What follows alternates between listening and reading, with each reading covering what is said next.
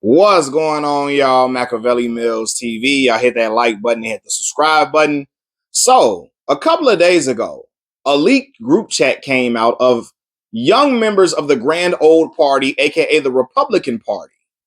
This leaked group chat included a ton of rhetoric about black people, about Jewish people, people having gas chamber fantasies, people having fantasies about grape. Take the G off of grape, and you know what I'm talking about. People calling black folks watermelon lovers, and people talking about putting Kool-Aid with the watermelon, and people using all different type of variations of the N-word. It was crazy. It was foul. It was foul. It was disgusting, right? But you see, this is the thing, man. Because for years, these individuals here are MAGA lovers to the extreme. MAGA lovers to the core of them. And I remember for years, people would try to gaslight folks into thinking that we were crazy for thinking that a lot of the MAGA folks were racist individuals, right? They called us all type of crazy, delusional, etc., especially black folks who were saying this. They said we were out of our mind. We don't know what we're talking about. But here is a prime example of these individuals in this group chat saying, wow, outlandish stuff. One of them called grape. Take the G off of grape again. I can't say the word because I don't want to get demonetized. One of them called grape epic. He called it epic. One of them in there calling black folks monkeys and watermelon people, everything you could think of. And listen, one of the individuals, I got to say his name because it just really killed me.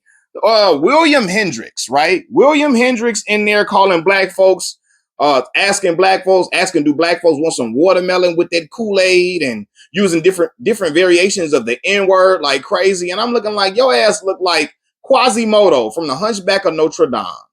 You don't need to be talking about nobody. Look, I'm talking about, look, where is Frollo at to keep you upstairs in the bell tower? God damn it. For real, he looked crazy. I'm like, damn, are we gonna have a look? What's the do Esmeralda gotta come save your ass from obscurity? You should have been kept in obscurity, kept in a dungeon somewhere, because he looked just like Quasimodo, talking crazy about black folks, you know? And again, this is the crazy thing about it, though, because after this group chat was discovered, J.D. Vance, Vice President of the United States of America, might I add, J.D. Vance, he came out and said this, and I quote, he said, the reality is kids do stupid things, especially young boys. Well, we're focusing on the wrong things by focusing on what kids are saying in group chats. Grow up. Focus on the real issues. Don't focus on what kids are saying in group chats. I'm going to repeat that. He says, the reality is kids do stupid things, especially young boys. Basically saying we're doing the wrong thing by focusing on what kids are saying in group chats. Grow up. Focus on the real issues. Don't focus on what kids say in group chats. And I'm looking at, when I heard this quote, I said, what goddamn kids are you talking about? These people are not kids at all. They're in their late 20s, early and mid 30s.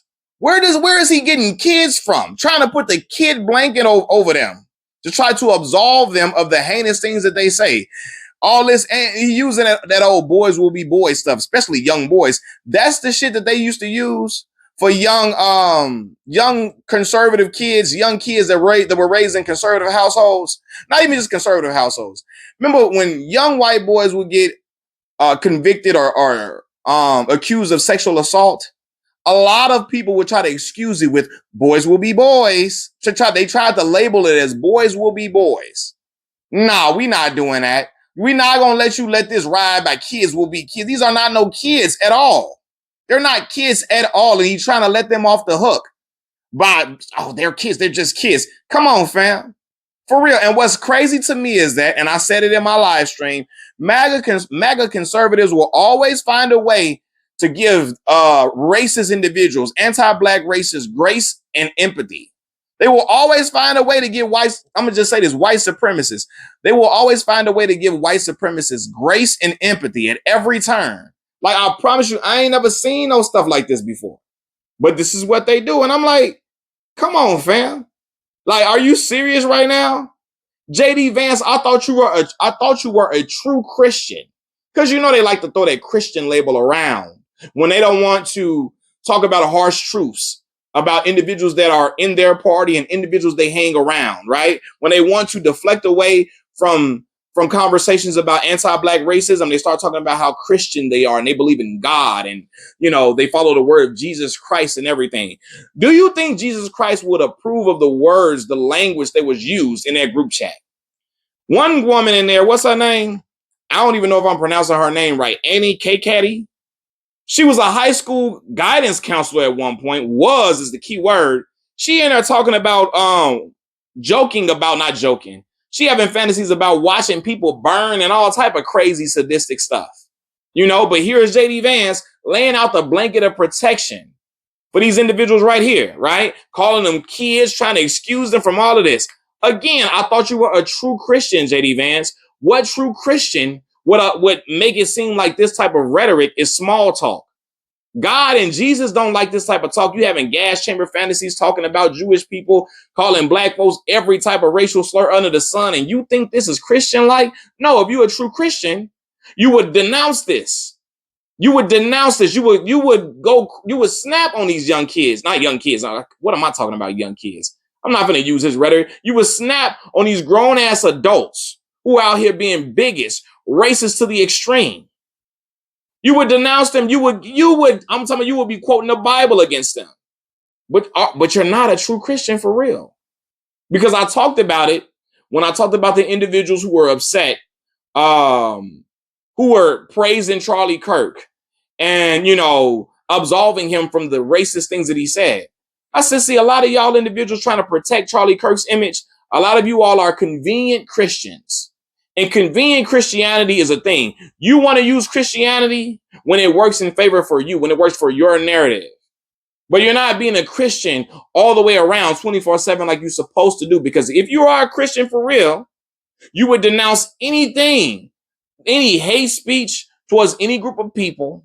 You would denounce racist rhetoric and all of that. And JD Vance just says kids will be kids. These are not kids at all, man. This is the crazy thing about this, man. And you know what I thought about as well? When individuals told jokes about Charlie Kirk or anybody was denouncing Charlie Kirk, when people were saying that they don't feel bad for Charlie Kirk because of the hateful things he was doing and how much hate he was inciting all the time, there were people who lost their jobs, people who faced tons of scrutiny. People they lost they were gainfully employed and lost their employment for real, right? But I promise you, he's not going to do it. Look, what's going to happen to these people in this Republican Party? You trying to denounce, you acting like it's no big deal. But people lost their jobs for even making any type of joke about Charlie Kirk, And the crazy thing about this is, Jimmy Kimmel didn't even make a joke about Charlie Kirk. He made fun of the president, Donald Trump, for acting like Charlie Kirk was his best friend and acting like he was so distraught about Charlie Kirk's passing. But then when they asked him about it, he started talking about the trucks he got outside and all of that, like we on an episode of MTV Goddamn Cribs. For real, man. Like, what are we doing? He started talking about the trucks outside and all of that when they started asking him about his friend Charlie Kirk. And he lost his job for that. And I'm like, yo, look at these individuals in here talking crazy about black folks and Jewish people, and he's making it seem like it's minuscule that they're saying these type of things, man. This is wild and this is crazy. It's absurd. And look, man, because I got some quotes from them, right? Look again, William Hendricks asking would a black person like some watermelon and Kool-Aid with that? He's saying the N-word like crazy. Joe Maligno and Peter Giunta making gas chamber jokes in reference to Adolf Hitler. Luke Mossiman saying all type of racist remarks about Hispanic people. It's crazy. Then he said, I'd go to the zoo if I wanted to watch a monkey play ball. That's what Luke Mossiman said. I go to the zoo if I wanted to watch a monkey play ball in reference to black folks, right? You see, being a racist is a rite of passage for these MAGA conservatives. It's a rite of passage for them. That's how they get down. So that's why it's no big deal to JD Vance. He don't see what the problem is. Because a lot of them get down like this anyway.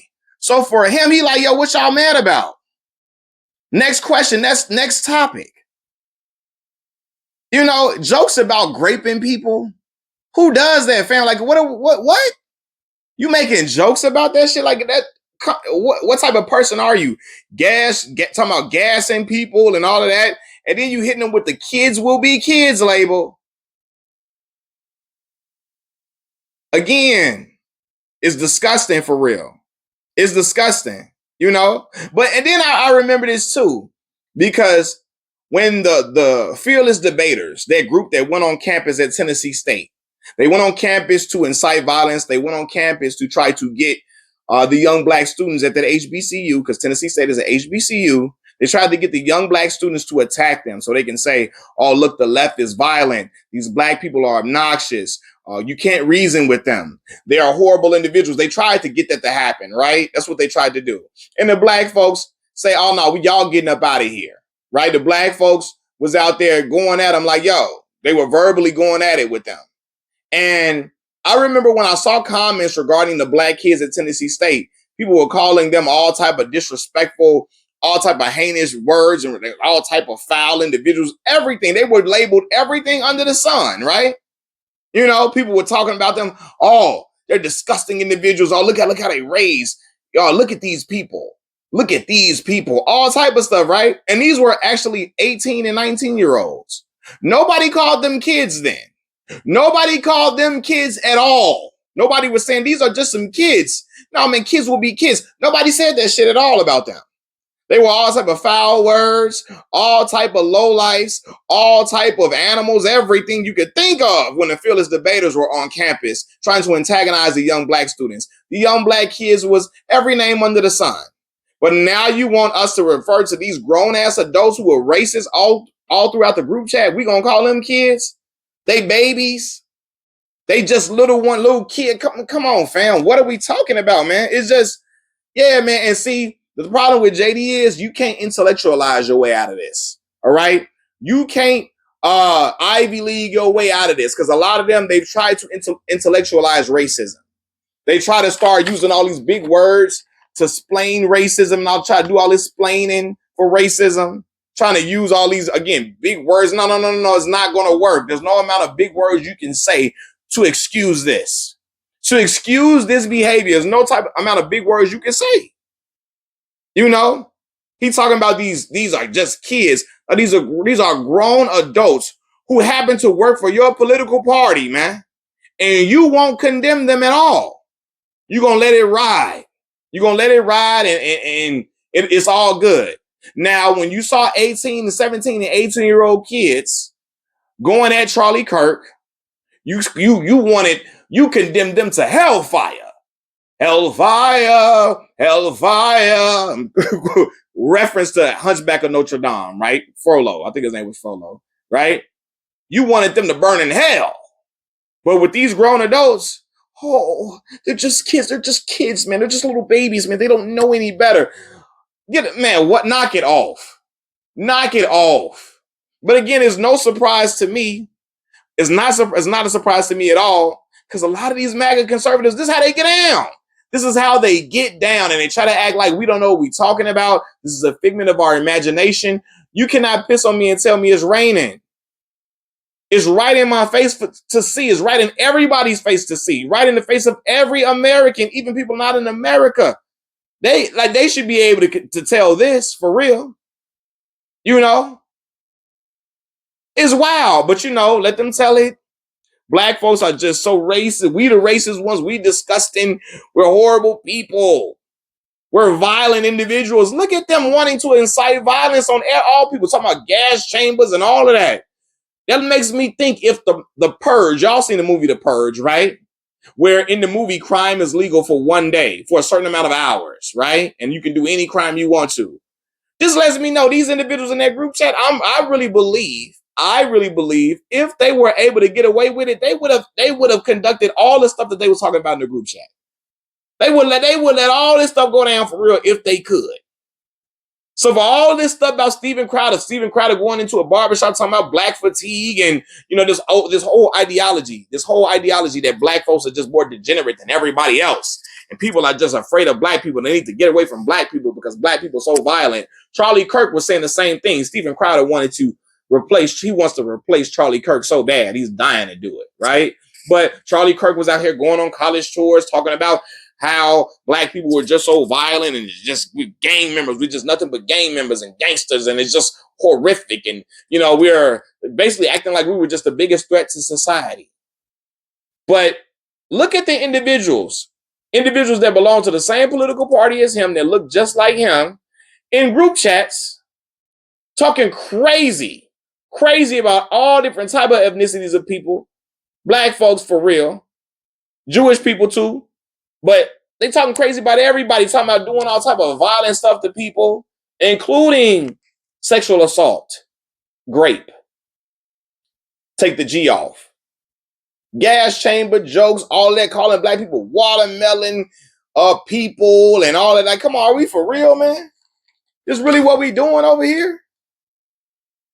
I'm looking at, if I go to the zoo, if I wanted to watch a monkey play ball, who really out here super violent and like, come on, man. Look at to say that, you know, oh man, the left is full of disgusting people. Look at your MAGA folks, man. Look how disgusting they talking in here. Look how disgusting they talking in here, man. Who has fantasies about like taking advantage of a woman or man? Who has fantasies about grape? Only a sick individual does that, man. Y'all know y'all get the point of this video, man. Machiavelli Mills TV. I'm out, y'all. Peace.